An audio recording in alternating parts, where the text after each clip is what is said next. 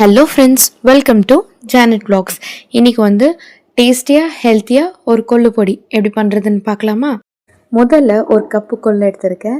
இதை வந்து ஒரு கடாயில் சேர்த்துட்டு நல்ல லோ ஃப்ளேமில் வறுக்கலாம். கொஞ்சம் பொறுமையாக வறுக்கணும். நல்ல ஒரு ரெட்டிஷ் ப்ரௌன் ஆகி நல்ல வாசம் வர மட்டும் வறுக்கணும். இப்போ கொள்ளை சூடார வைக்கலாம். இதே கடாயில் ஒரு 1/4 கப் அளவுக்கு உளுத்த பருப்பும் 2 டேபிள் ஸ்பூன் கடலை பருப்பு சேர்த்து நல்லா பொன்னிறமாக வதக்கலாம். இப்போ நல்லா பொன்னிறமாக வரப்பட்டதும் இது கூடவே ஒரு கைப்பொடி அளவுக்கு கருவேப்பிலையும் ஒரு 4லேருந்து 5 காஞ்ச மிளகாவை சேர்த்து நல்லா வறுக்கலாம்.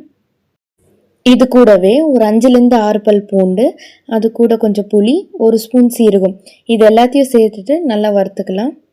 இப்போது நம்ம வறுத்து வச்சிருக்கிற இன்க்ரீடியன்ட்ஸ் எல்லாமே கொஞ்சம் நேரம் ஆற விட்டுட்டு இது எல்லாத்தையும் ஒரு மிக்ஸி ஜாரில் போட்டு அது கூடவே கொஞ்சமாக தேவையான அளவுக்கு உப்பு, கொஞ்சம் பெருங்காயத்தூள் சேர்த்துட்டு நல்லா ஃபைன் பவுடராக மிக்ஸி ஜாரில் அரைச்சிக்கலாம். அவ்வளோதாங்க, ஒரு சூப்பரான ஹெல்த்தியான ஒரு டேஸ்டியான ஒரு கொள்ளு பொடி ரெசிபி.